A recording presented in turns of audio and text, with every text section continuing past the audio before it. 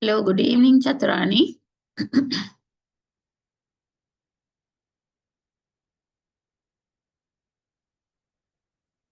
Hello, can you hear me?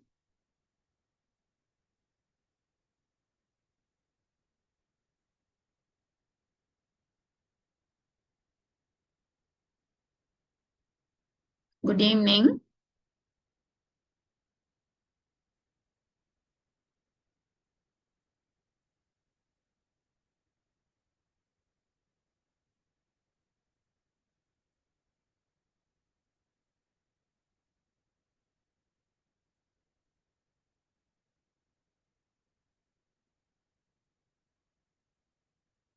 Hello, good evening, Chaturani.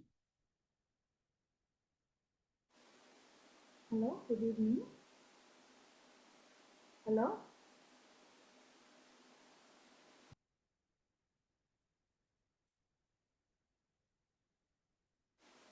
Hello.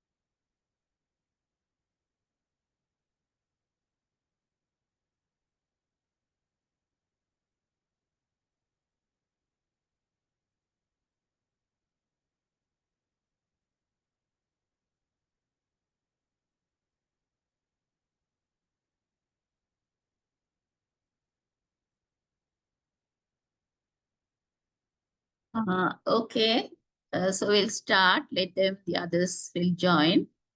Um, Even last PowerPoint presentation, we have a little, but I thought of giving a different experience, right? According to your module, right, all the historical things are there, right? Um, so comparative education means, right, we are learning uh, other countries' education systems and we are comparing them. So why we are comparing? Not only comparing, right? We have learned something in the last class also. But, right, when we are preparing our curriculum, textbooks, and also syllabus, right? So we must have this type of comparison, right? So what is happening in other countries? So in that way, right, for a change, we'll do this and we will go back to the last week presentation, right? So every country like to have uh, the best educational system, right? So here there are 4 countries, right? Sri Lanka, Finland, England, Russia, right? So here you can see one picture. Can anyone comment on this picture? What is it?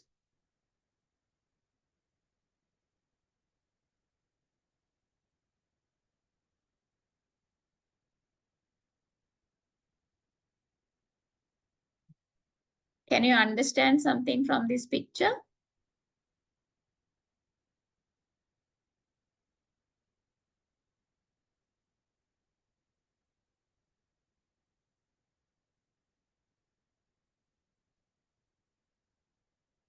Yes? Anyone? So in this picture, you can see the right side, right? Children are going inside with huge bags, right? That means school.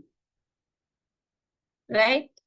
So you can see 3 pipes: intelligence, discipline, creativity, right?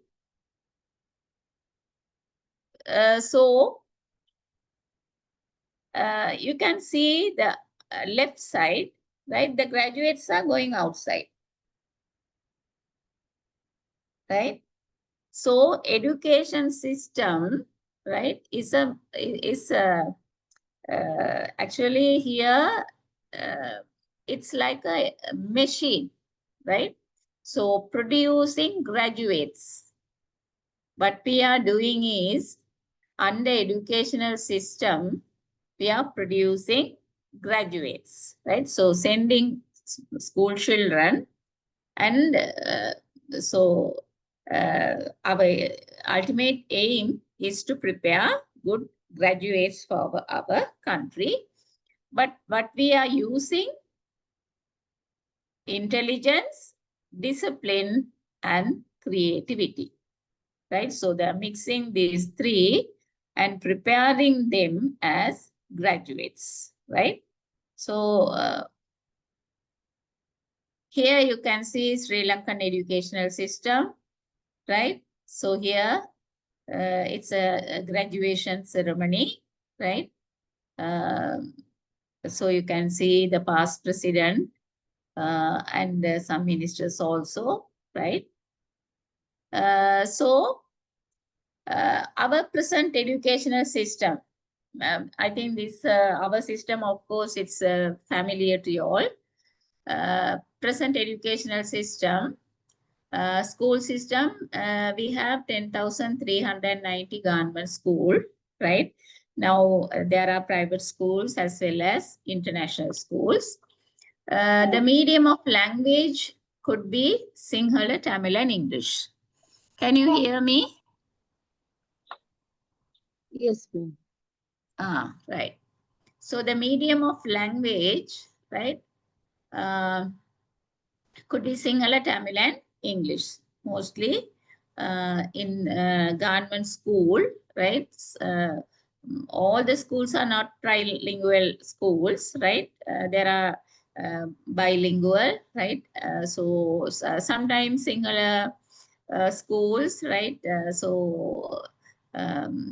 And Tamil medium schools, English medium schools are there, right? So the youth literacy rate stands at 97%, right? So our literacy rate in Sri Lanka, 97%. And government provides free school books and uniform for a school student, for all school students. So we have free education, we are getting school books, free uniforms, right? And schooling is compulsory from age 5 to 18, right? So since 2019, it's the compulsory age is 5 to 18. So education is state funded and offered free of charge at all levels. Not only school is free, right? Even education in the university also free, right? So you can see some schools, right? Our traditional schools, right? And so 2 types of school you can see, right? So from this you can understand, right? The facilities of schools are different, right? So the education structure is divided into 5 parts, right? In Sri Lanka, the education structure is divided into 5 parts. What are the 5 parts? Primary, junior secondary, senior secondary, collegiate, and tertiary education, right? So primary, 1 to 5, junior secondary, 6 to 9, senior secondary, 10, 11, collegiate level, 12, 13, and after that tertiary level university education, right? So in Sri Lanka, the education structure is divided into 5 parts, right? So here in this picture, you can see our school education, right? University education. So you can see the uh, cap, right, and a certificate, what we are going to get in the university, right? And here this side, uh, this is open classroom, right? They are having outdoor classroom, and also they are doing some experiments, right? So these people are doing a group activity, right? So there are 33 non-fee living assisted private schools and 33 fee living um, uh, private schools, autonomous private schools are there, right? So earlier we saw how many government schools are there. So here 33 non-fee living assistant private schools and 33 fee living autonomous private schools are there in Sri Lanka. So some international schools offer the curriculum for the IB diploma, while others coach students for the edexcel, GC ordinary level, advanced subsidiary, and A-level examination, right? So Cambridge, edexcel, those are the that means international schools, they are following different kind of curricula. A few schools offer curriculum for the Cambridge examination as well, right? So here you can see Batigama Mahavidyalaya, right? And this is another school. So you can see the differences, right? So they have utilized these walls and all for the education purposes. And so good looking two schools, right? So, um, and tertiary, after A level, you are going to enter the university, right? First stage, of course, certificate, diploma, bachelor's degree. And the second stage, master degree, MPhil, postgraduate, MA, MSc, MBA, PhD. And the typical degrees are normally whatever the basic degrees, BA, BSc, General, BA, BSc Special, Bachelor of Commerce, MBBS, LLB. So tertiary, after A level, these things are available in Sri Lanka. After got the admission to the university, according to the Z score, your stream, you will get the placement, right? So national universities are there. University of Colombo, University of Peradeniya, University of Sri Javadanapura, Kalaniya, Moratuwa, Jaffna, Ruhuna, Open University, Eastern, Rajarata, Vayamba, Southeastern, Uva Vellasa, Visual Performing Arts, and Saparagamuwa University, right? So these national universities and other, now of course there are a lot of non-state universities are available. So I think in KDU also have to include, right? And there are postgraduate institutes also in Sri Lanka, Postgraduate Institute of Agriculture, Postgraduate Institute of Medicine, Archaeology, Science, and English, right? So postgraduate institutes are available. So you can do the postgraduate studies here, right, up to PhD. Right. So that is the structure of Sri Lanka, right? Basic structure. So now we are moving to Finland education system. So that name is Finnish educational system. Finland education system is Finnish educational system, right? So here you can see the difference, right? How they are learning and their teaching methods and environment and the structure, everything is different. We'll see what it is. So educational languages in our Sri Lankan educational language, of course, Tamil, Sinhala, English. Here, the educational languages, Finnish and Swedish. So education level of the working age population. Education level of the working age population, basic, upper secondary, tertiary, right? So basic, upper secondary, tertiary. In Sri Lanka, there are 5 systems. That means primary, junior secondary, senior secondary, collegiate and tertiary. Here, basic, upper secondary and tertiary. Everyone has the right to basic education free of charge, right? So basic education in Finland also free of charge, right?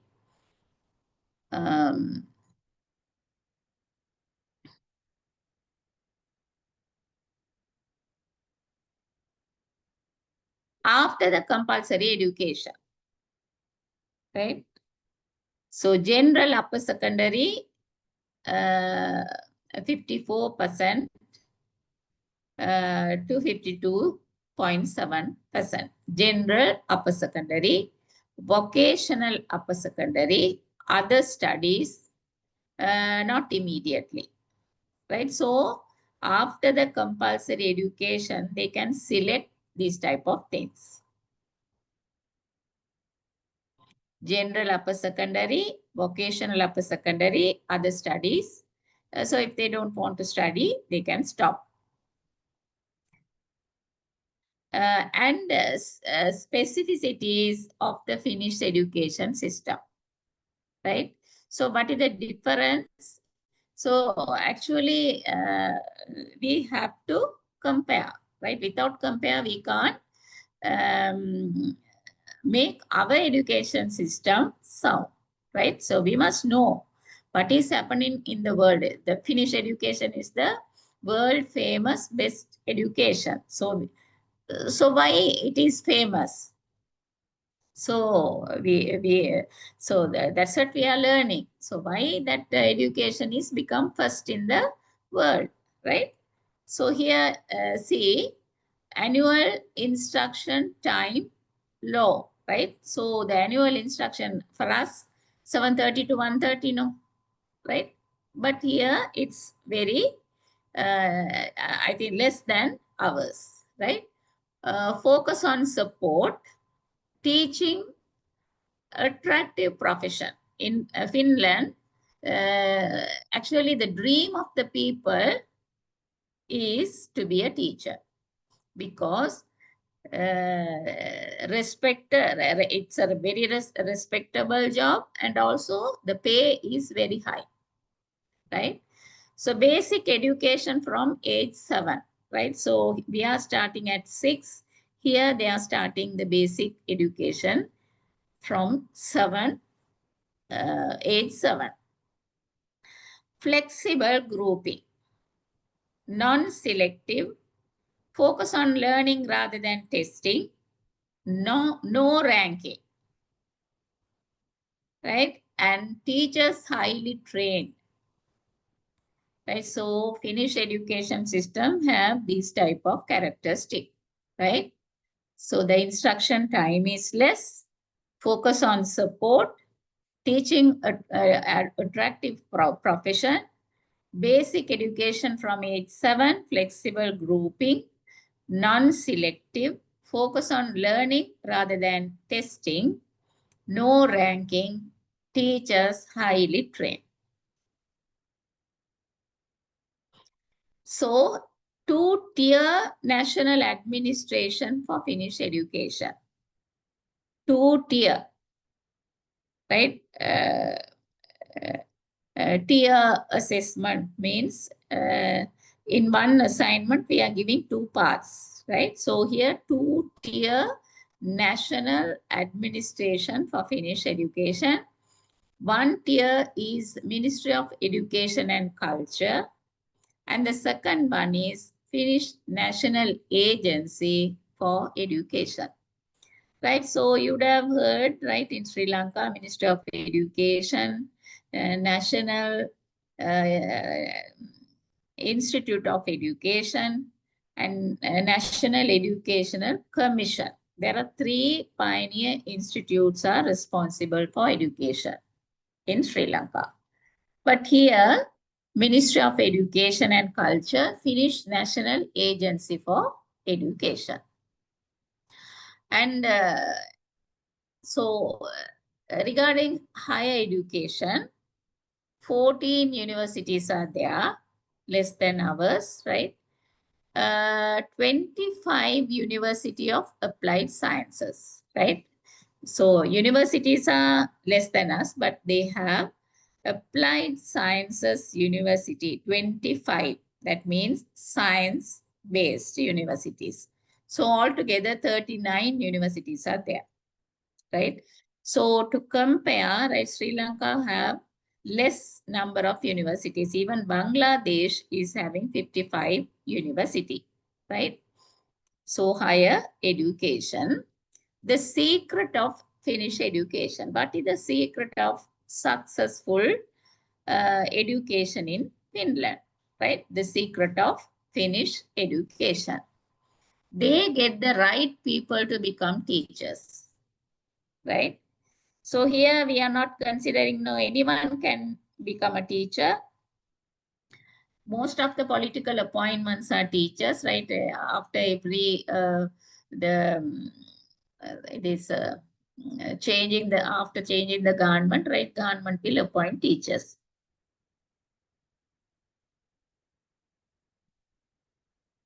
And there's no um, rigid policy, right? So we have College of Education, right? So from College of Education also, the teachers are coming. One and only pre-service the training center is College of Education, right? But training colleges are there. So that is in-service training. Few now, earlier we had lot of training colleges, but not now.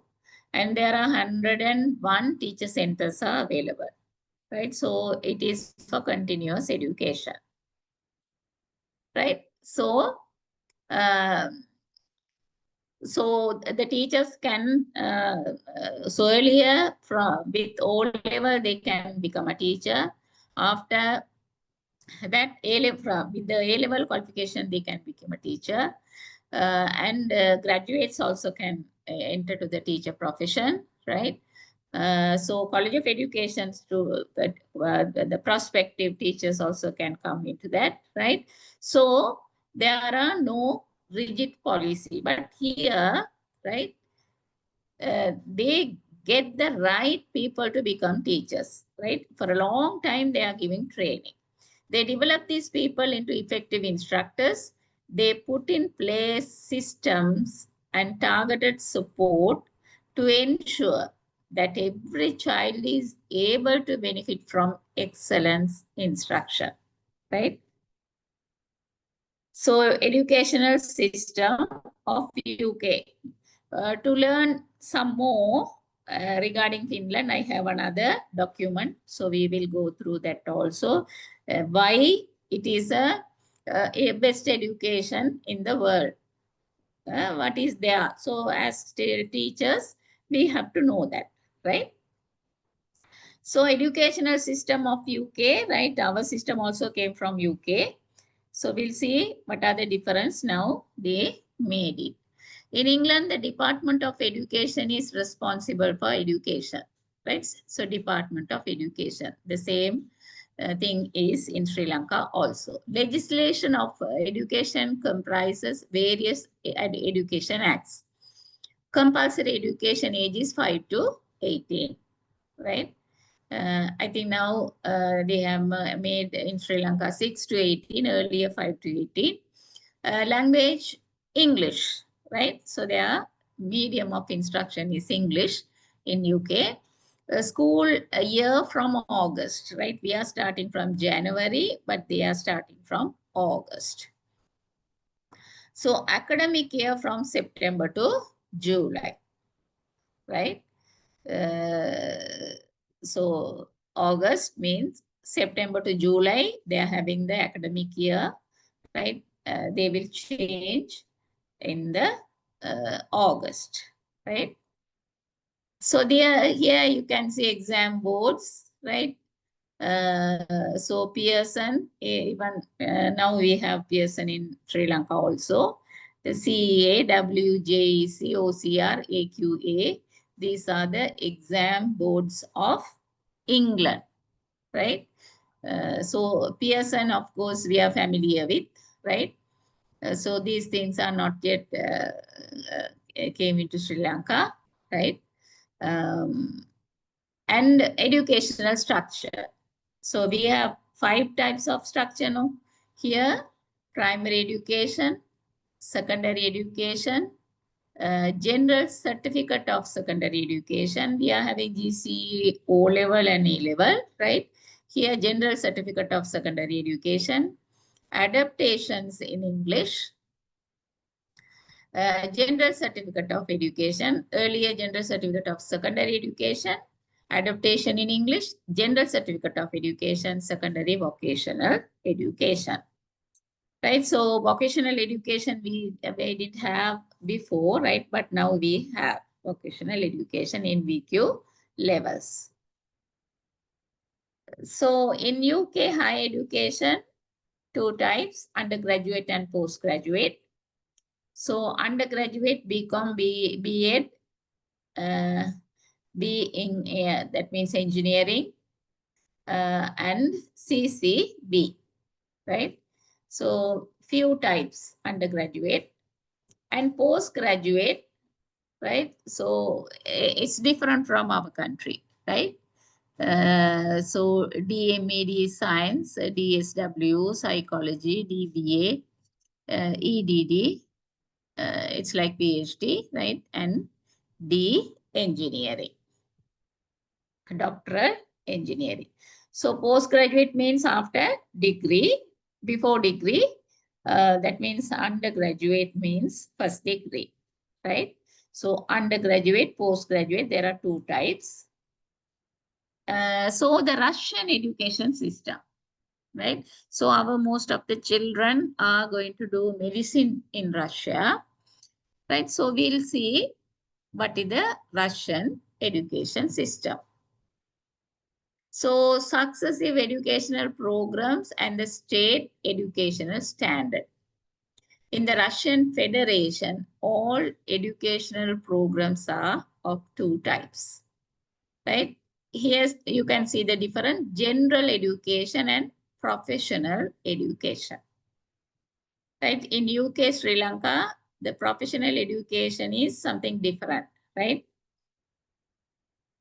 So professionals means, right? So we are calling doctors as professionals, dentists as professionals, veterinary surgeons are professionals, right? So they have license, right?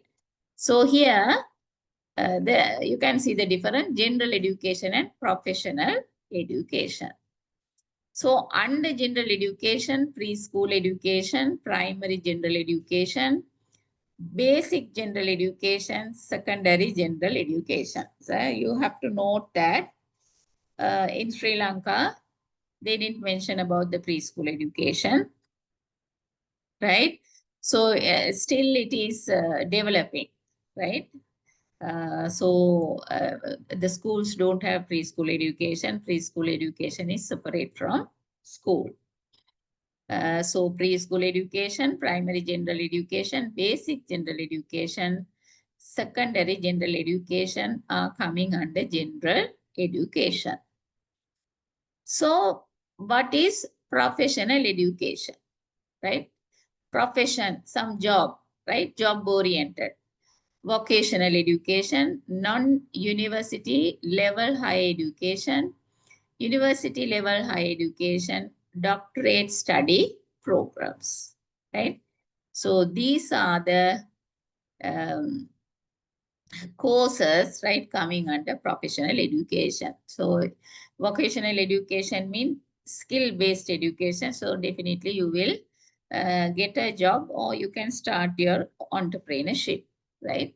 So in that way, non-university level higher education, university level higher education, and doctoral study programs.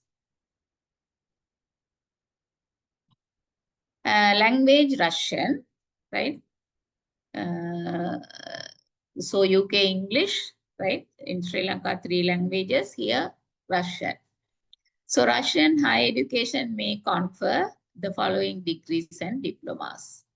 So you can see the certificates, right? Intermediate diploma, bachelor diploma, specialist diploma, magister diploma. So they are the structure is different, right? So diploma means we are not much considering in Sri Lanka, right? So it's lower than degree, right? Certificate, diploma, and then degree, right? Here they are giving diplomas, intermediate diploma, bachelor diploma, specialist diploma, and magister diploma, right? So just for a change, I introduce 4 countries based education structure, right? Sri Lanka, Finland, England, and Russia, right? So now we'll move on.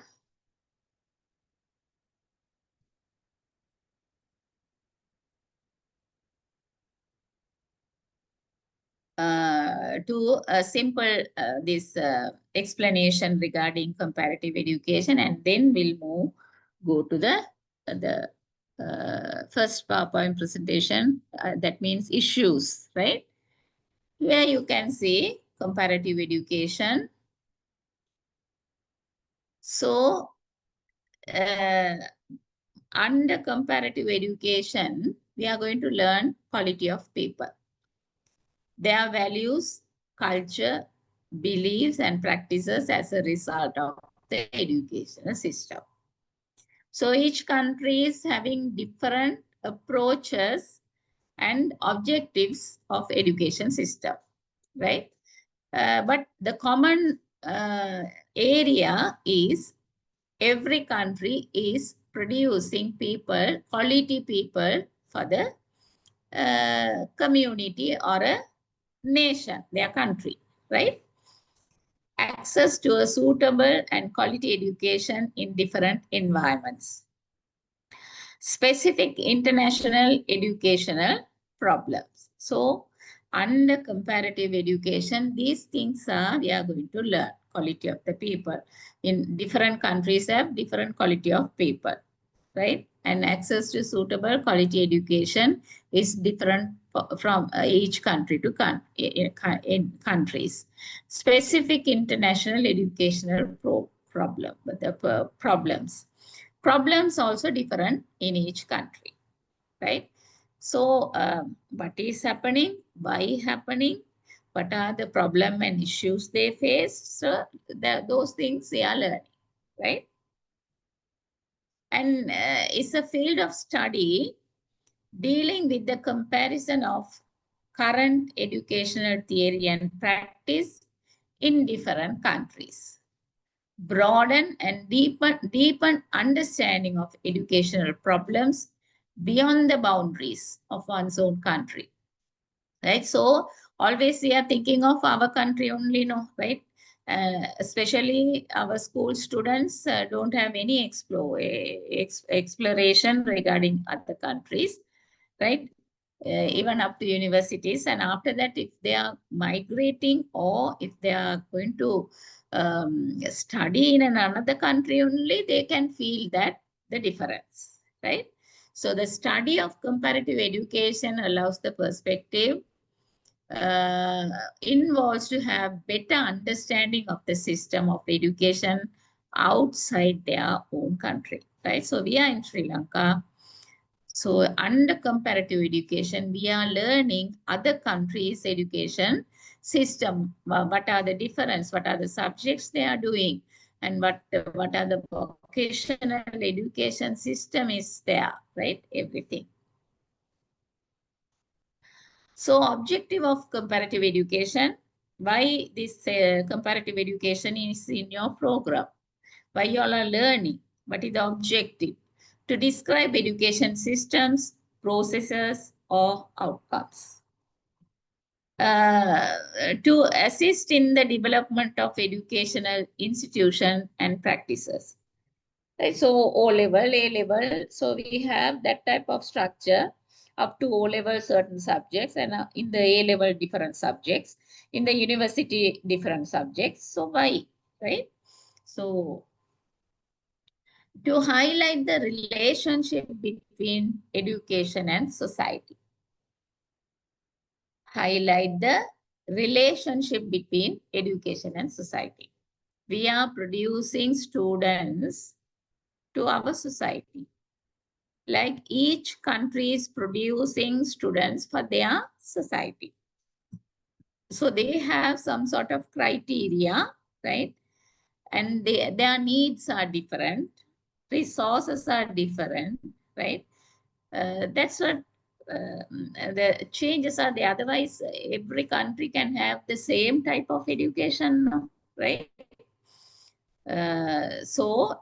To establish generalized statements about education that are valid more than one country. To help the current generation understand the educational system nowadays concerning the past. So even we have that historical change, right? So recently, the Sri Lankan education system also introducing information technology as a A-level stream, right? So the information technology developed in the other countries, right? Uh, I think very early, right? We are very late actually, right? So you can think of our mobile phones, right? How it is changing with the time, right? Earlier, what type of mobile phones we had, and now we are having smartphones, right? Even after 2-3 years, that can be changed, right? The sizes and everything change, right? So now we are not using cameras, right? Because cameras also available in the phone. Internet is available in the phone, right? WhatsApp, right? So the media, that means the Facebook, right? So everything is available in our smartphone, right? So life is very easy, right? To connect, finding information, right? And the dictionary is there. Everything is available in the phone, right? So the comparative education to help the current generation understand the educational system. That means what type of education system appropriate for them. We have to decide, right? So for that, we need this comparative education knowledge. So these are the questions being answered. What are they doing differently? Why we are learning about the other countries? We must know what are they doing differently. Especially why Finland is in the first rank. What are they doing differently, right? What are they doing the same like us? Why are the way they are? And why are we the way we are, right? So normally the criticism is, right, in Sri Lanka, there's no innovation. People are not inventing anything, right? Almost we are depending on other inventors, right? We are buying from other countries. So what can we do differently to be on par with them, right? So if if we are going to answer this question, right, without comparative education, we can't answer, right? So what they are doing differently in each country, especially we can't learn all the countries' education system, right? So we are selecting, right? Some prominent countries' education system and comparing. And study of the interplay of different disciplines.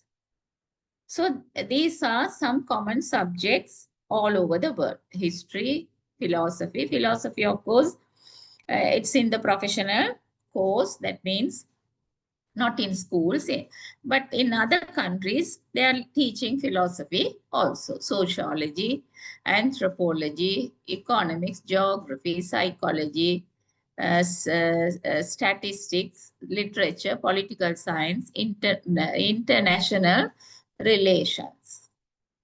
Right? So study of the interplay of different disciplines. Right? So our this primary, if we are discussing our primary education, right, you all will know what are the subjects we are offering. Right, up to 3, we have a different structure for primary, right? First 3 years and the 4th and 5th year, right? How the first year, the play part is more than academic part. Later, it will change, right? Play will be reducing and academic part will be increasing, right? So study of the interplay of different disciplines, right? So the common, right? The subjects are there, right? In this history, of course, we have, right? Economics, we have geography, we have statistics in the higher grades.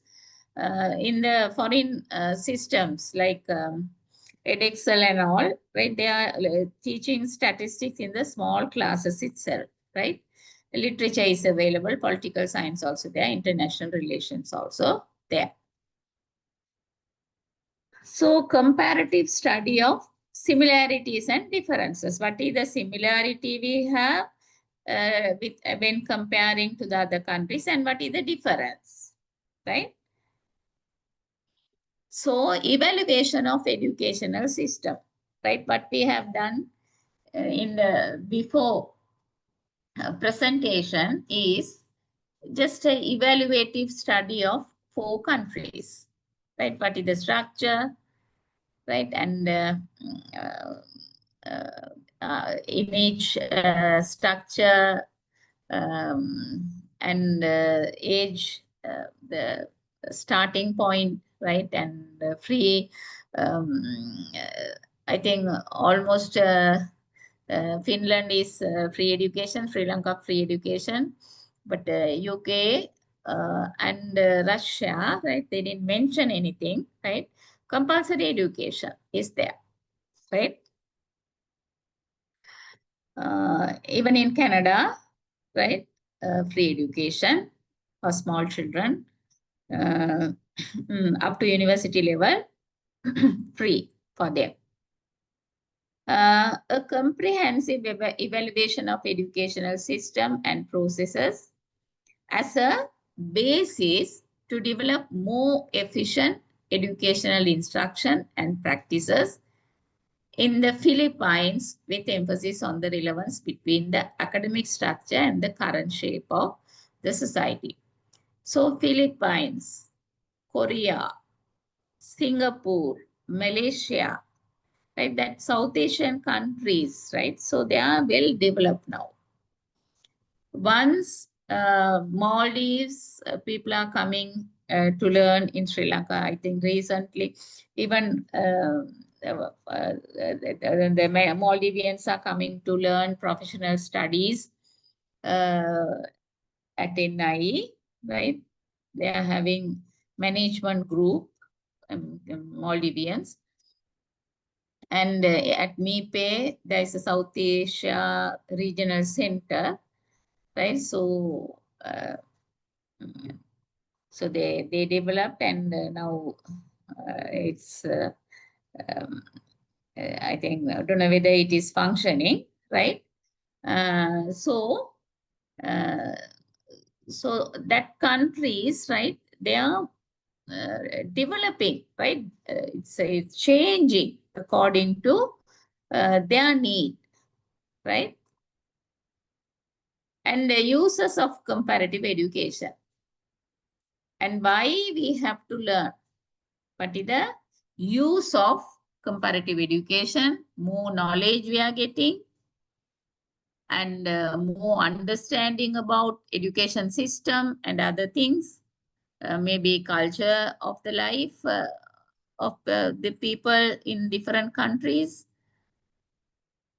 more comparative readiness, more information, more borrowing, right? We are, if it is good, we are borrowing, right? We are also following that. So the vocational studies and all, right? The foreign countries have started long before, but now we are starting. That means we are borrowing from other countries. Better leadership, more reform, universal theories, enrichment of education, discovering differences, global view, and reliable reaction, right? So this is a few uses, right? More than this you can think of. Lot of uses are there in learning comparative education, right? Because of that, comparative education is included in teacher education. An important reason for studying comparative education is to assist in the understanding of one's educational institution as well as educational practices. So especially to start an educational institution, right? Especially schools. So the Sri Lankan government is sending the principals to visit Finland schools, Malaysian schools, Singapore schools. So they have to go and visit, right? And they are going to learn something from that country, but how they are doing, right? What is the role of the principal there? What is the teacher's role? What type of subjects they are in different structure, right? Maybe in the primary, secondary, tertiary, right? So to assist in the understanding of the factors that are responsible for various educational changes. So if we are visiting other countries and if we are learning about those countries' education system only, we can think of the changes what we need in our education system, right? So the educator educate the students and the teachers on the procedure through which educational changes occur. So actually we have to think how the teachers are trained in Finland, because they are giving more priority for teachers training. That means so they are recruiting efficient teachers, right? So how they are doing it, right? What type of training they are giving, right? What are the subjects they are offering? How this teaching practice is taking place? Everything we have to um, uh, learn from them, right? So especially then only we can compare, right? But we are doing this type of things and that country is doing another type of things. So which is good, right? What can we borrow from them, right? What will be the best out of it? In that way, to contribute not only to the education and development of the society, but also to the general development of the society, generally the development of the society. So if the schools are developing, definitely the children will develop. The children, yeah, sending them to the community, right, society. So society also will develop to serve as an academic discipline.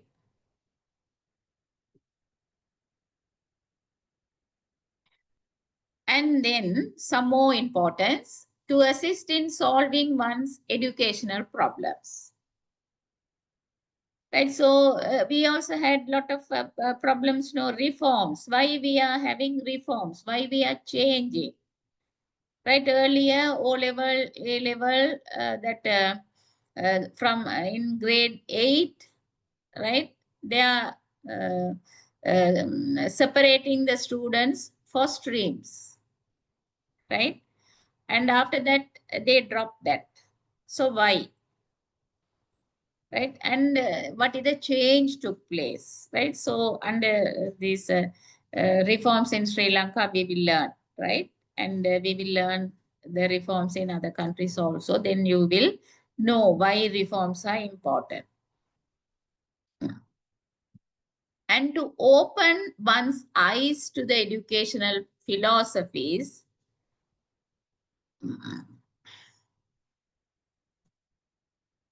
theories and practices of other countries.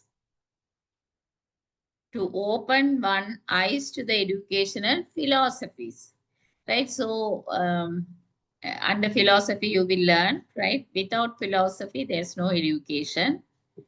Without education, there's no philosophy, right? So philosophy and education are both sides of a coin.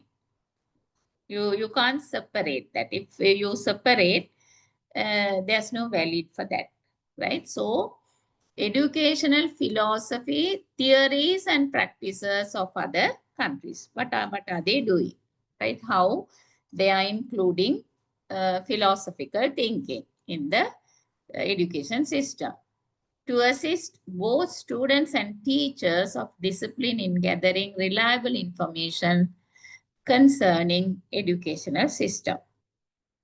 So educational system means we have to learn about the principle, how they are, what is the role they are playing, teacher's role, right? And how students are behaving, and what is the role of the students, what is the role of the school, right? The university, everything we have to learn.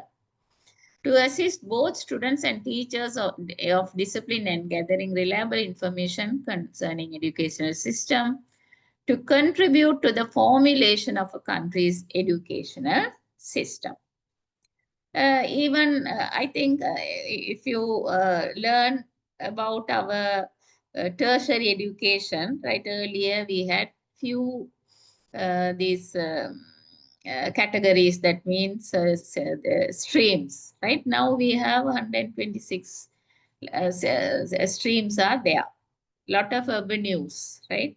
According to the Z score qualification, they can select, right? According to the, but anyway, there's no flexibility, right? According to their this Z score only, they can select, right? So rationale for studying comparative education: broaden one's perspective and sharpen one's focus. So we will learn what we can do, right? What is the best thing to our country? Understand issues from different perspective in different context. What are the cultural issues, social issues, political issues, right? So if the education is related to political, right? If the political parties are changing, the educational system also will change, right? And social context, right? So our country is a multicultural country. So what type of education is suitable for us? And cultural, especially Asian countries are they're giving more priority for culture, right? And need to understand the theoretical and philosophical assumptions of each country. So country to country, culture is different, and the needs are different, resources are different, right? So we used to call our country is an agricultural country, right? So we have to think in that way. So can then begin to understand each country's educational practices, right? So what they are doing, how they are doing, right? A lot of philosophers are they are in those countries, right? They are proposing lot of programs for them. And what is comparative education? Draws on multiple disciplines: sociology, political science, psychology, anthropology. Right. So, especially the foreign countries are giving more this weightage for sociology, political science, psychology, and anthropology. Right. So, this sociology, political science, of course, a little bit included in our education system. That means school system. But psychology, anthropology, of course, in highest education side, otherwise professional side. Examine the role education plays in the individual and national development. Examine how societal values influence attitudes about how we educate. So, how much respect they are giving, right? And what is the discipline is popular. And even children, we are learning career counseling. So what type of career they have to select, right? In that way, um, so students can learn a lot of things. So what is the purpose of education? Is education a benevolent agent of change? Behavioral change, right? We have to have a behavioral change. We are learning something new, right? Is education a mirror of the larger society, manifesting through its structure, curriculum, and pedagogy, inherent inequalities? So, and the other thing you have to think, why education is so important. Why countries are giving more priority for education, allocating more money for education. Through education only you can develop people, right? Through education only you can um, produce well-balanced personalities for the society, right? So do educational practice maintain social status quo? So if educated people, definitely they will be in a good status, right? So they can earn their life state, the life, that means living status will be uh, upgraded. And education and culture, education plays an important role in national progress and globalization. Comparative education provides an opportunity to study foreign cultures and their educational system. Comparative education allows you to examine and appraise your own culture and educational system. Analyze home culture systems and compare with others. Right, so just think, right, our Sri Lankan people are migrating to which countries? Mostly which countries? Can I have some answers? What are the countries they are selecting? Most of the people like to migrate to which country?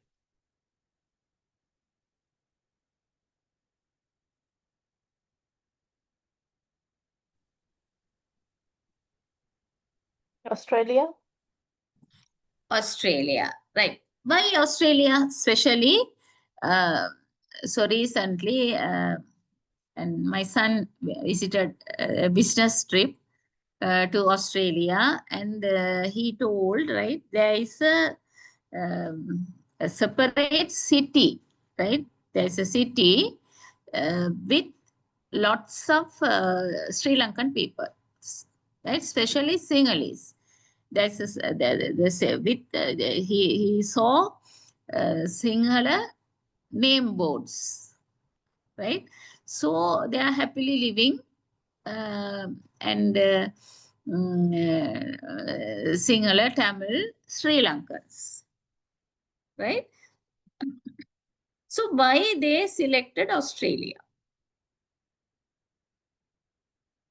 So some people's dream is to migrate to Australia, UK, Switzerland.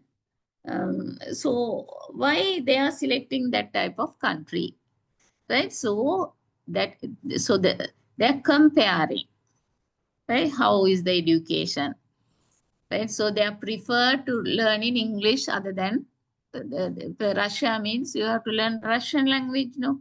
That is little bit difficult, right? So young people can learn. So if you migrate to UK, English, the medium of instruction is in English. America, medium of instruction is in English. Sweden, Switzerland, right? So that type of country, Canada, right? English. Even French is there, right? But English is available. So we in Sri Lanka, we are familiar with the English as an international language, no, right? We don't know any other languages. So always we are seeking where we can study in English, right? And how an income, salary, how can we survive, right? In that way, they're comparing, right? Education, standard of education. Uh, so, uh, um, recently I went to Canada and I also compared and I just request, there are a lot of Sri Lankans are there, right? Sinhalese as well as Tamil, the Tamil community. That means they are very united, right? So some children have gone after grade 5. Some children have gone after O level. And some are from beginning itself, grade 1. So I just inquired them, right? Do you feel? What is the difference between Sri Lankan education and Canadian education? So they can compare, right? So one child, she went in, she after scholarship only she went there. After scholarship of grade 9, I can't remember, but anyway, that child is doing very well there, right? She told, right, in Sri Lanka, I don't like to go to school. It's very burden to us. Lot of academic works is there. But here, academic work is limited. That means it is related to day-to-day life. We have to do a lot of community work, right? So the life is very easy and interesting. The teachers are working with us and they are very kind and they are helping a lot. So different type of education we are getting here and full freedom is there. So in Finland, there's no ranking, so no competition, right? So in a way, right, comparing the life, comparing the economic, comparing the education, right, life pattern style, everything they are comparing. So under comparative education, right, we are giving priority for education, but education means we are learning regarding the quality of paper, right? And comparative education as a field, comparative education, not a discipline, discipline dedicated to a specific set of rules and standards. Field draws on various disciplines to understand the complexity and extend and deepens our understanding of the world. That is the most important thing. We are trying to understand what is happening in other countries. Right? Always why we are admiring other countries. So what is there? What is going on there? Right? So what kind of life is there? What kind of education is there? What kind of job opportunities are there? Right? So helps educators decide what issues are important, what factors should be considered to improve our education. And historical stages of development. And Sri Lanka also have a historical development in education. Right? If you go to library, right, I think it's available in internet also. Centenary education book, 100 years, right? So maybe before freedom, after freedom, what happens? What are the changes took place in education? So when we read that book, right? So ultimately we can get the knowledge what happened in the past and what is happening now and what will be the future, right? So travelers' tales, observation of cultural practices and customs, educational borrowing, 19th century, observation of foreign school system, identify useful techniques, practices, systematic scientific study, 20th century, examine forces shaping foreign educational system, use quantitative methods to explain education. So international schools are following foreign the education system. Edexcel, Cambridge is not our educational system, right? Period of international cooperation today necessary for world harmony, improve the quality of citizens' life. So once Singapore, Malaysia, both countries are behind, that means in the list, Sri Lanka leads. At that time, they are learning a lot of things from Sri Lanka, but now Sri Lanka is learning from them, right?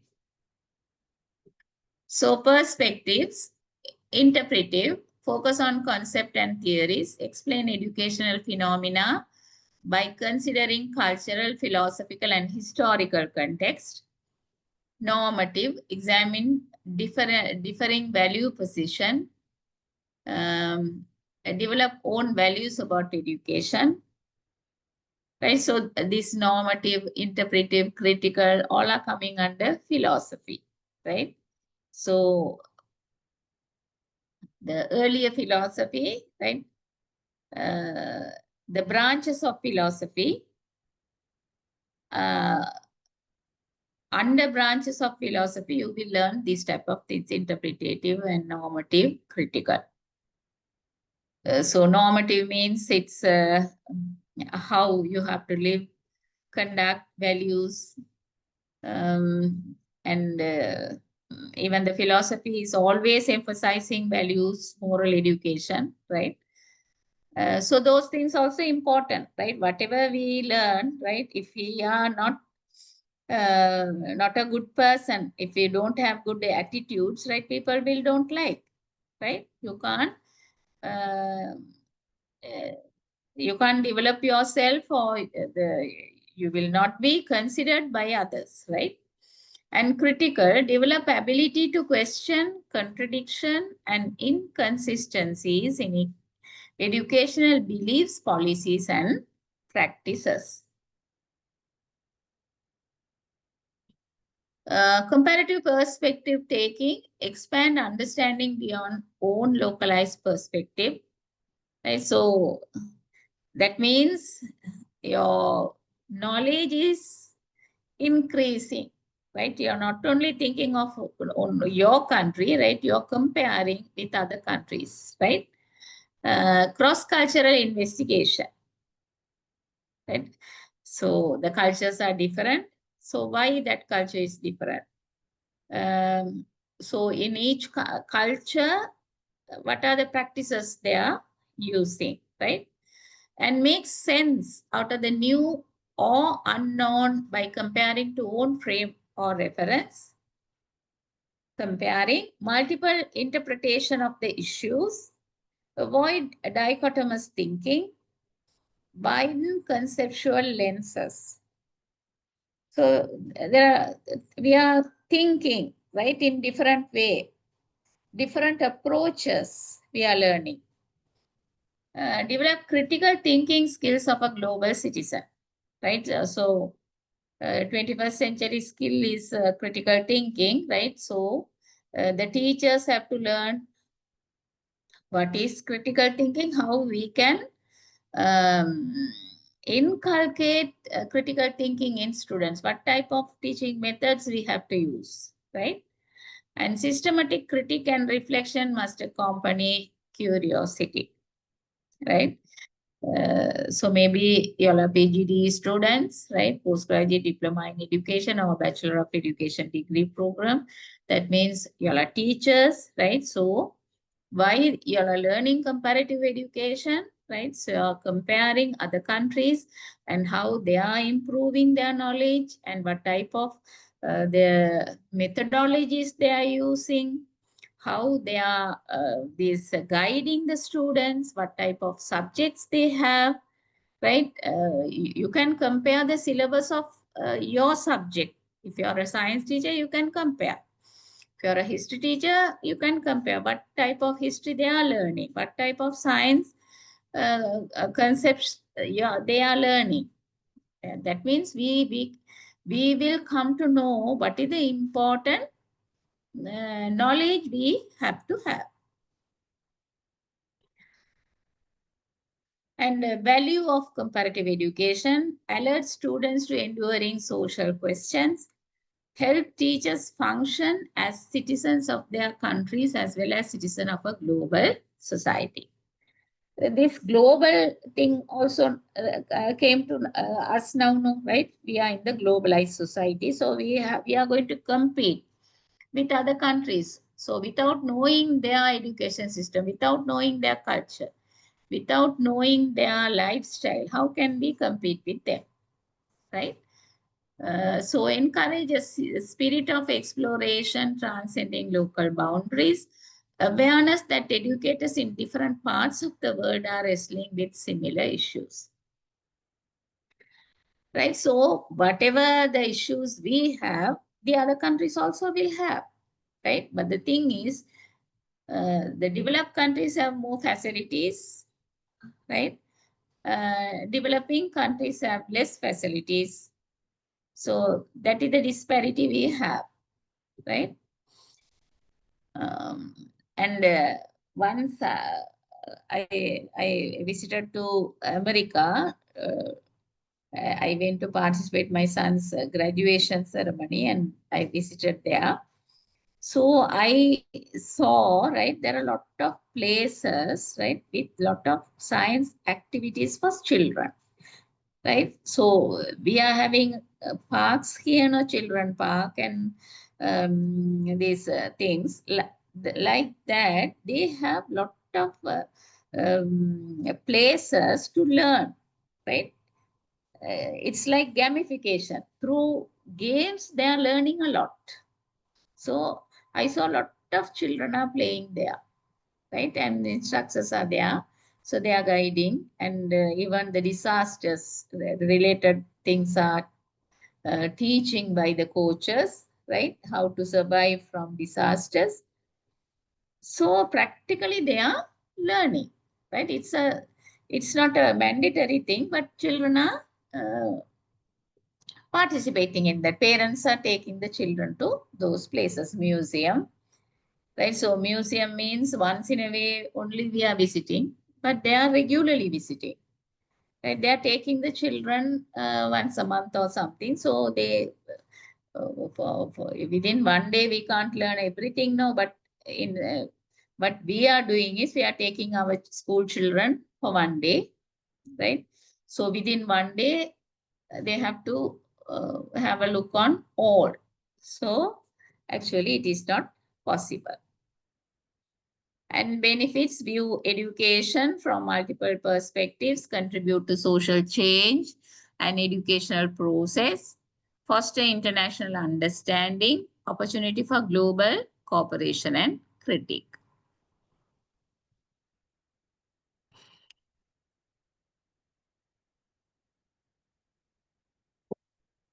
So this one is also uh,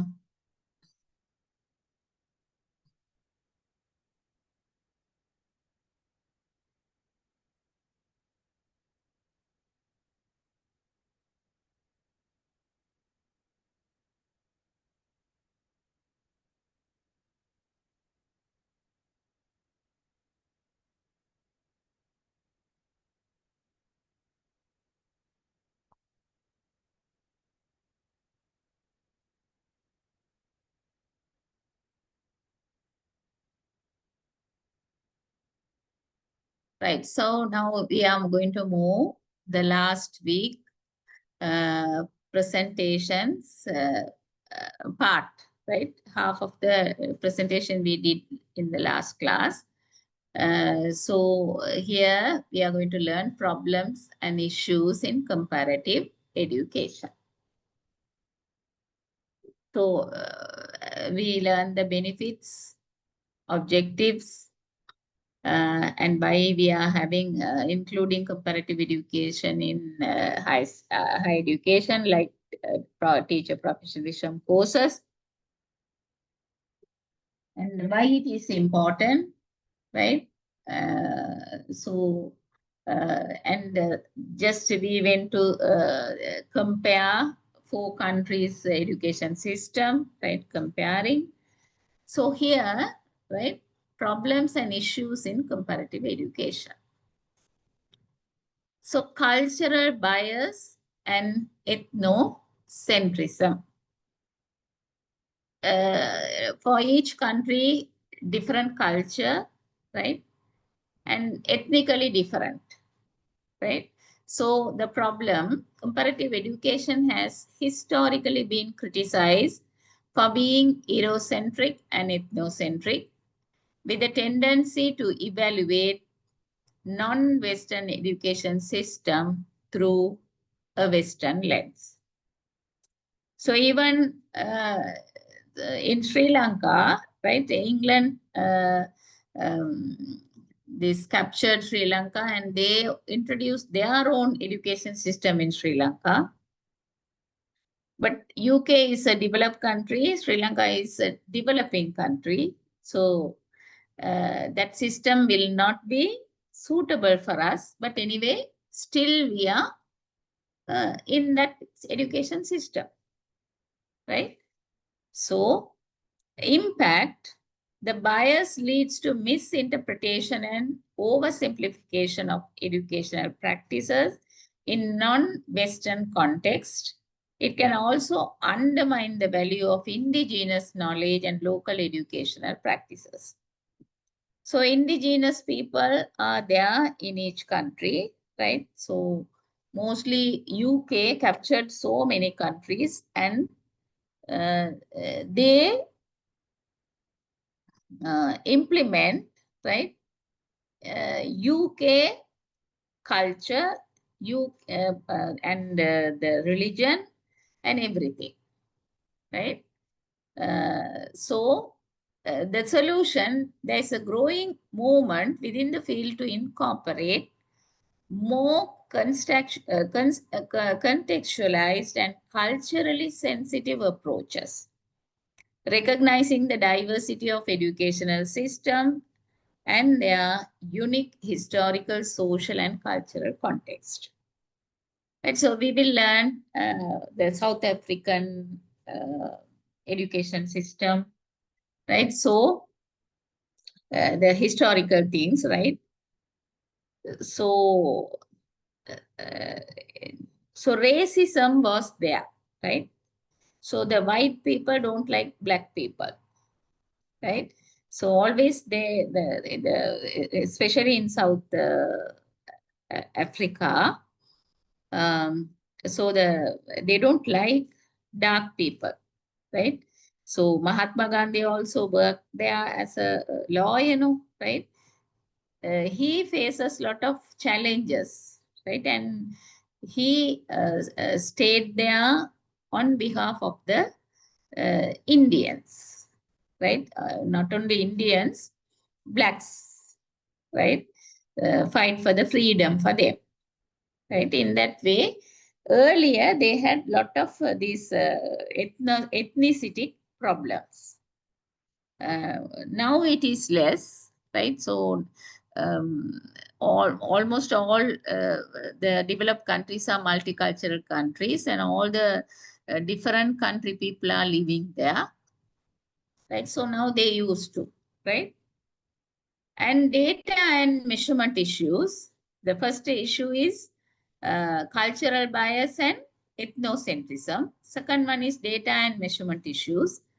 So the problem, under data measurement issues, collecting comparable and reliable data across countries is a major challenge.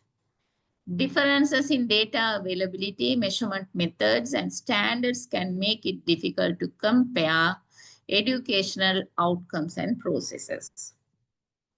Right? So data availability, measurement method, how they are evaluating the procedure. Right? What is the data available? Standards. Right? Those things are different in each country. The impact, inaccurate or inconsistent data can lead to faulty conclusions and hinder the effectiveness of comparative research. So if you are not getting the correct data, right, our research will not be successful, right? It will give wrong results. So moreover, outcomes like student achievement or learning outcomes may be influenced by factors such as socio-economic background, which can vary widely between countries. Right? So, under comparative education, we are learning what are the things differentiate countries, right? Whether it is socio-economic background or education, lifestyle, right? And income. So solution efforts to standardize data collection method, such as through international assessment like PISA. So PISA means Program for International Student Assessment. Right, so if you are going to learn in another country, like Commonwealth country, you have to have IELTS, English Standard Exam, TOEFL, right? So GRE, there are different countries are expecting different standard from you in English, right? So because in those countries you are going to learn in English, right? So how much knowledge you have, right? Now, of course, there, if you have an English degree, they will consider, right? So if you are learning in English medium, they will consider, right? So the solution, but they may not capture all aspects of education, such as informal learning or cultural nuances, that means shades. The third problem, contextual factors and overgeneralization. So education systems are deeply influenced by the political, economical, social, and cultural context in which they exist. Comparative studies sometimes fail to account for these factors or overgeneralize findings from one context to another. So cultural context and impact, making broad comparison without adequately considering these contextual differences can lead to misleading conclusions and recommendations that are not applicable in different settings. So contextual factors and overgeneralization. Generalization means we are if we are find out some new knowledge, we can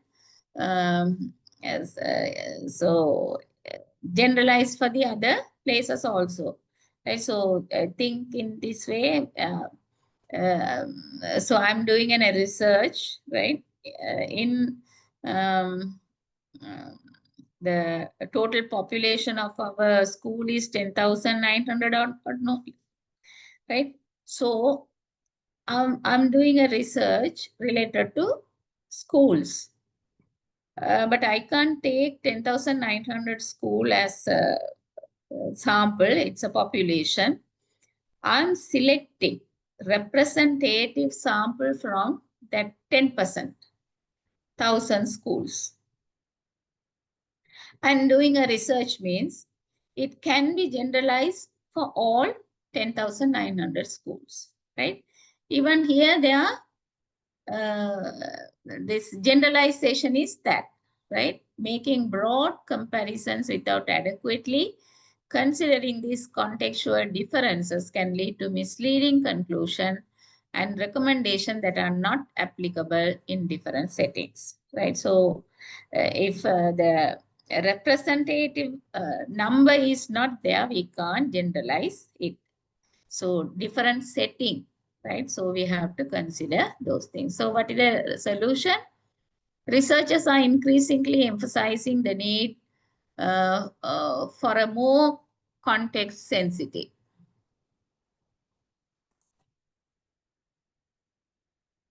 and approach that takes into account the local circumstances, histories, and values shaping educational system. And the fourth problem is political and ideological influences.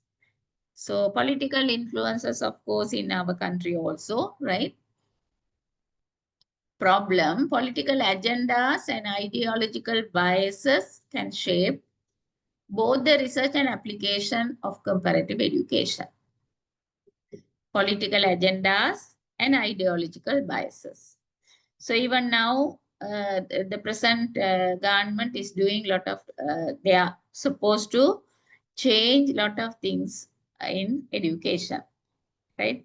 So they are going to introduce modules, right, to reduce the competition and the subjects amount. That means they are reducing the number of subjects. So a lot of changes are going to take place. But the thing is, right, after 4 years, if this government is going to change, right, some other government will come and they will make some changes. They are not going to continue sometimes. So everything will be in mess, right?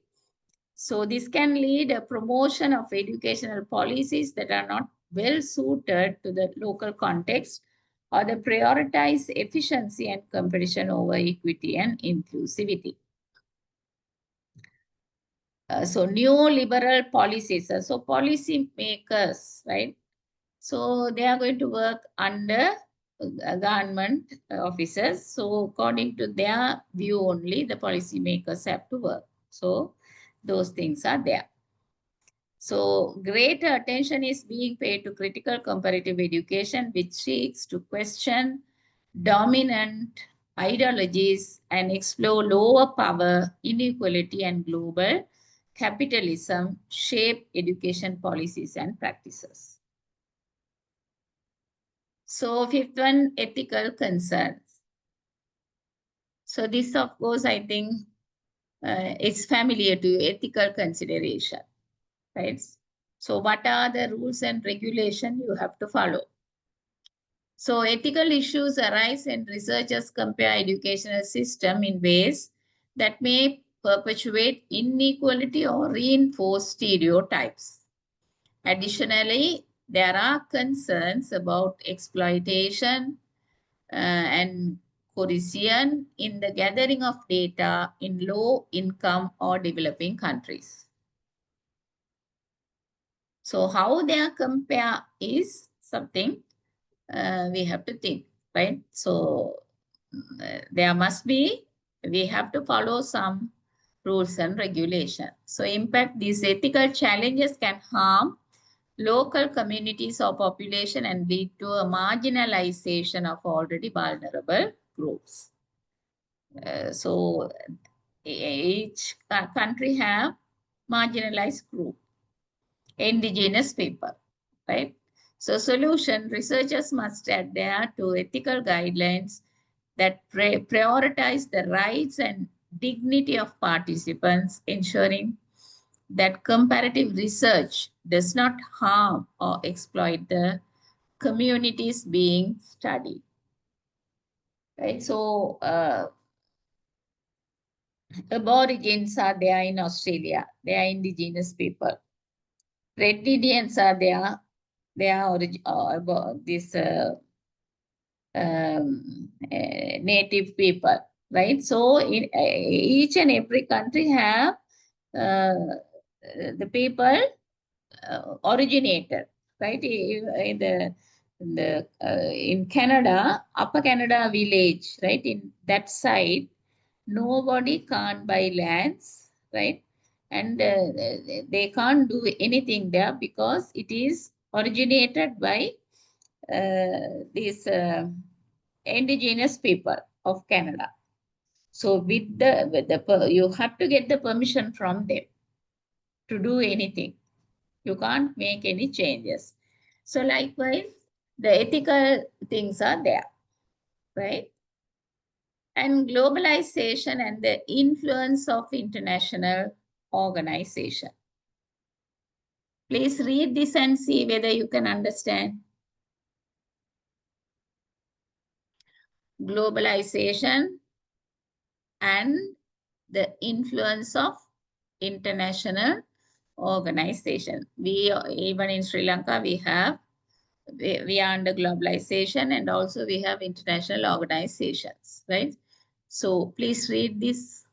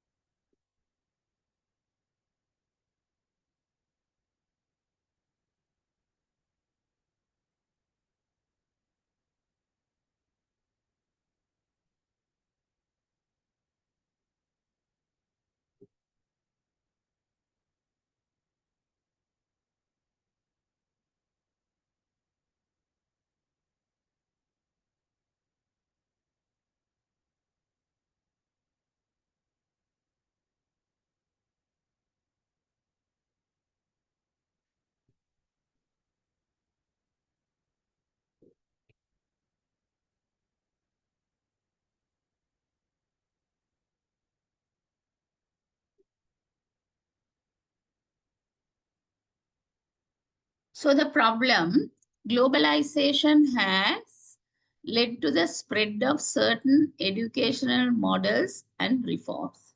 So under globalization, we can borrow things from other countries. We can compete with other countries. We can make changes like them, right? Even the lifestyle standards, educational reforms, everything can be shared, right? So, uh, often driven by international organization like World Bank, right? Always World Bank is helping poor countries. UNESCO and OECD, these are the very popular non-governmental organizations.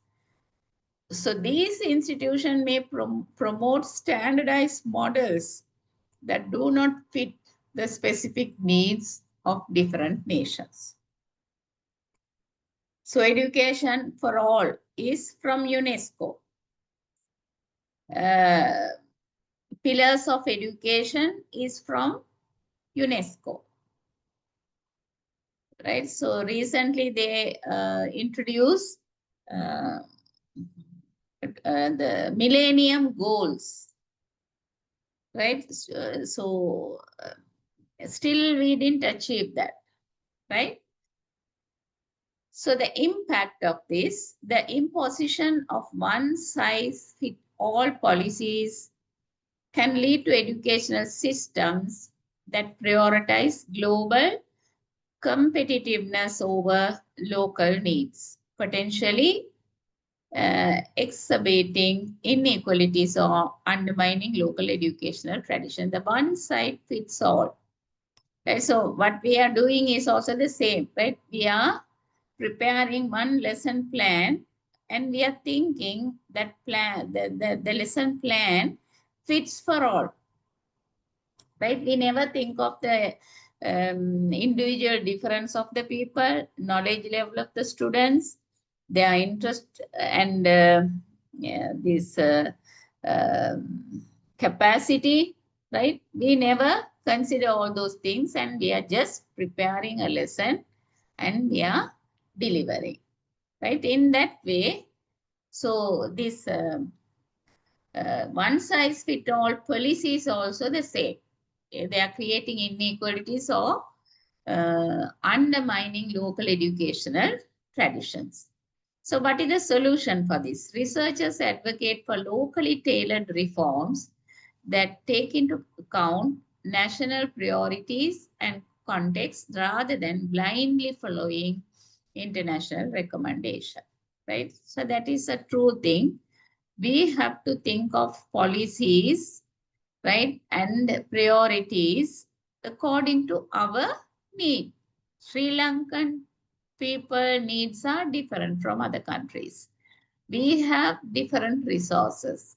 So we have to teach our students to utilize our resources and find out something new, invent something new, right? So if we are introducing international recommendation, it is not suitable for us, right? So even now, the UK education system is following by us. So actually the UK education system from a developed country, it's a developed country.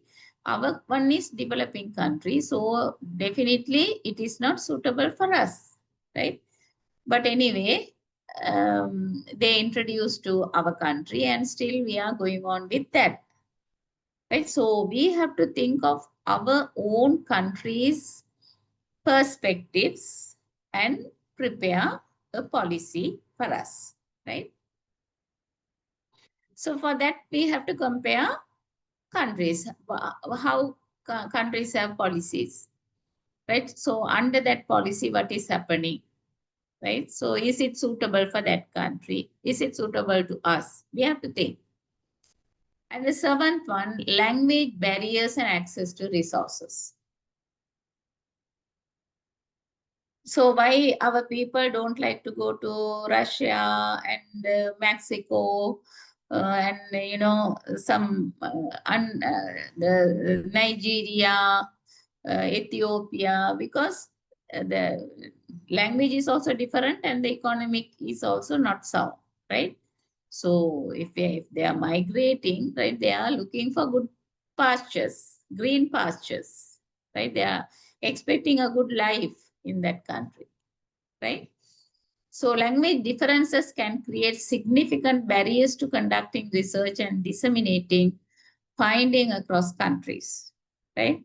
So to gather information, right? We know English, we don't know the local languages, but we have to collect information. How can we do that, right? So educational research often relies on access to materials, resources, and reports that may only be available in certain languages, limiting the ability to compare systems. So if you don't know the language of other country people, right, it's very difficult to gather information and do and analyze that. So the impact, this can skew the comparative analysis by excluding valuable insights from non-English speaking countries or regions. Especially Japan, right? So Japan is a developed country, but Japan have all the materials in Japan language. So they are not bothered about English, but now they are learning English also, right? So if we don't know Japan language, how can we gather information regarding education system, their life pattern, how the Montessori is conducting, and maybe the primary school, right? So it's difficult. Efforts are being made to translate key research and reports, and collaborative international network can be bridge language gaps. And the eighth one, overemphasis in quantitative data. So these are the, so comparison means we have to collect the data, right? So when collecting data, we have to face these type of challenges. So quantitative means numbers, quantity, right? So much of comparative education relies heavily on quantitative data. Example, standardized test scores, enrollment rates to measure educational success. So while useful, this narrow focus can overlook qualitative factors such as teacher-student relationship, curriculum quality, and the broader social, societal, and emotional impacts of student. So even the language barrier is influencing this, right? So impact, relying too much on quantitative data can lead a reductionist view of education and may ignore important aspects of learning that cannot be measured easily or objectively. A more holistic approach that combines both qualitative and quantitative data can provide a fuller picture of the educational experiences. So quantitative data also can uh, this do harm, right, to compare education. And challenges of policy transfer. So policy transfer refers to the process borrowing educational policies from one country and implementing them in another. Right? So policy transfer also, we have to see whether it is possible. Is it appropriate? Is it suitable for us? Right? So this can be problematic because what works in one context may not work in another due to different historical, cultural, or economic condition. So just can we implement whatever the Finland education, right? We can borrow something appropriate to us, our country, but holistically we can't borrow that and implement here, right? Uh, so in Finland, South Korea, Singapore, Philippines, they are using flipped method, right? So flip method means in Sri Lanka, we are teaching to the students and giving homework to do at home, right? So flip method is um, uh, um, different. That different means they are giving all the materials to the students to read it, right, at home, and following the day only they are discussing with the children. Right, so because of that method only they came up in the education, because different type of students are there. They will take different time to absorb. So when we are sending all the materials, right now information technology developed, so we can send it. So the parents also can help. The children will learn according to their pace, right? Uh, speed. So following day, teacher will find it very easy to explain, and individually teacher can attend to their um, work, right? Uh, so, uh, so that's what directly we can't borrow the for policy. We have to check whether it is suitable to us. And over focus on educational outcomes.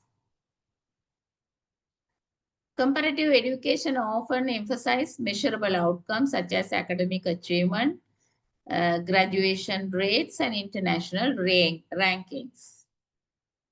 So we are always talking about that, no, that countries scoring more. They are, so we are always this emphasizing the Cambridge University, right? So that university is the best university in the world, right? So our universities are very much lower graded in the world rank, right? So at once we can't reach that top level, right? So that's what we are over focusing, right? Overnight we can't do any wonders, right? So while downplaying broader educational goals such as socio-emotional development, critical thinking, or citizenship education. So the impact, this narrow focus can lead to overemphasis on standardized testing and neglect important aspects of holistic education that may not be easily measurable. So where we are, we'll be able to measure. If we can't measure, so the outcome, it is not worth. So expanding the definition of educational success to include a wider range of outcomes beyond test scores, including creativity, well-being, and social cohesion. So these things also now we have in our national goals: social cohesion, creativity, well-being. Uh, so those things also included into our national policies. So despite its valuable contribution to understanding educational systems across the world, comparative education faces several significant problems and issues, including cultural bias, data inconsistencies, contextual challenges, and the influence of politics and ideologies.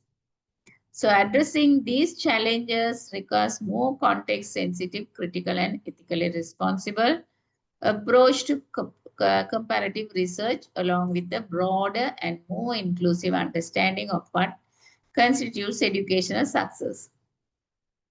So comparative education means, right, we have to do research. Research means gather information. Maybe their educational system, maybe their subject, maybe their teaching methods and the school system, how the principal's role, teacher's role, right? And what are the training, how they are recruiting teachers, everything we have to gather informations, right? So these are the problems when we have 10 problems, right? When we are collecting these type of uh, informations, right? So those are the challenges we are facing in comparative education.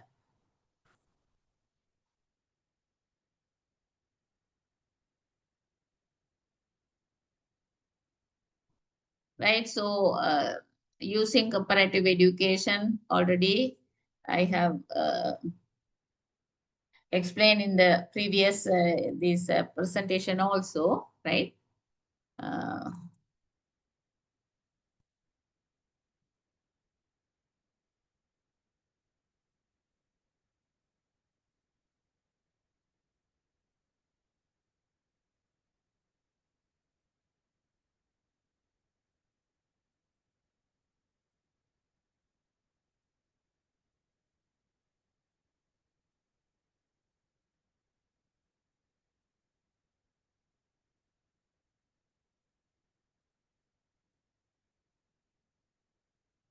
right. So just we'll watch this for a change, right?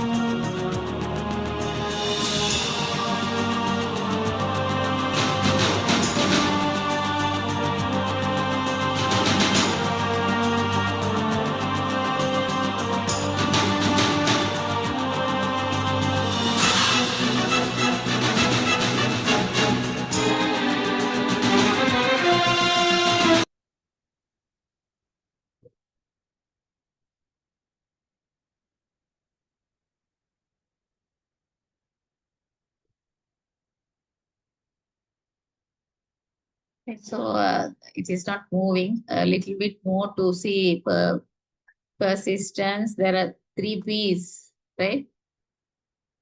So this uh,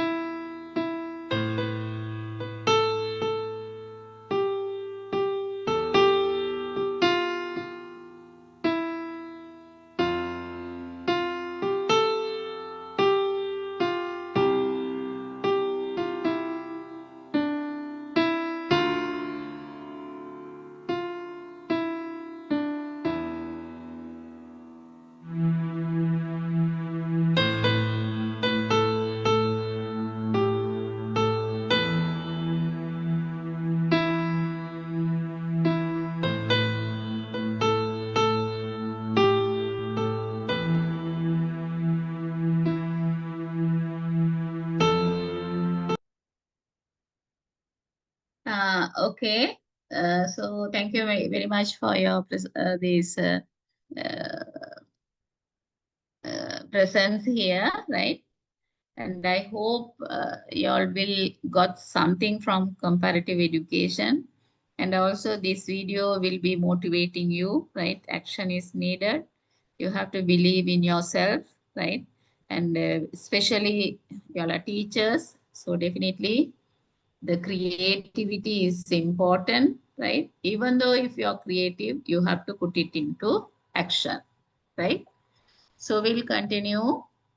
Uh, there are a little bit more in first presentation, right? And we'll do the third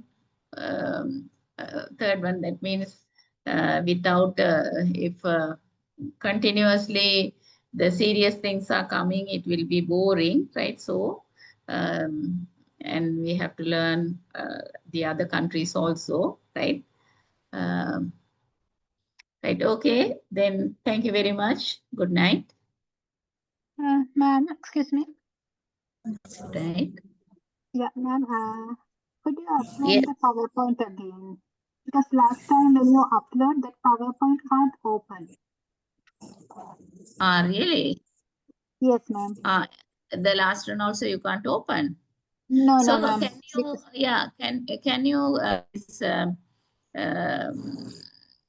make a WhatsApp group so that I can easily upload my presentation to that? We have a WhatsApp group in according to our university. But it's unfortunately, even if you send there, I don't know whether it's not coming to ourselves.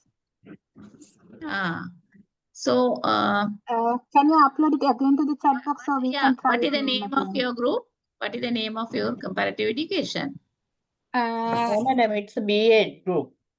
It's called B.Ed. B.Ed group? Yes. It's created by the campus, actually. All the students are there. Yes. If you can upload the chat box, we can download and share to the group, madam. If we can open a box. comparative Yes, madam, please.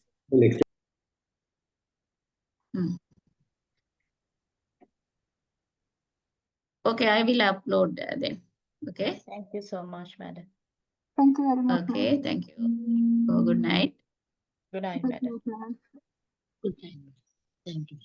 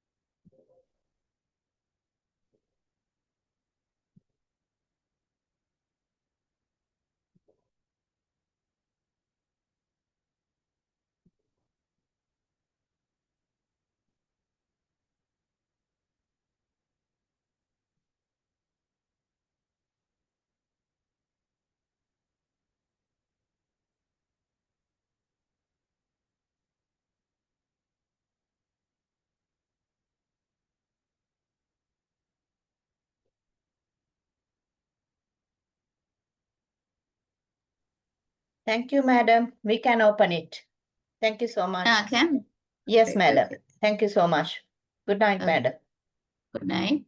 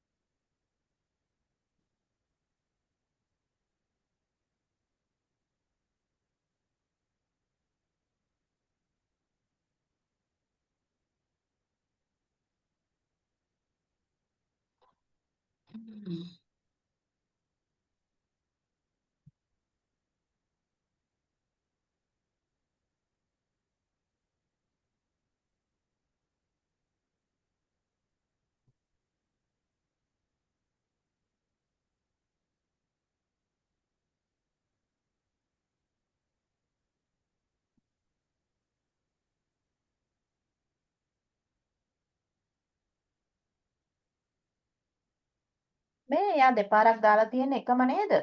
මම දැන් open කරලා බැලුවා එකම තමයි තියෙන්නේ.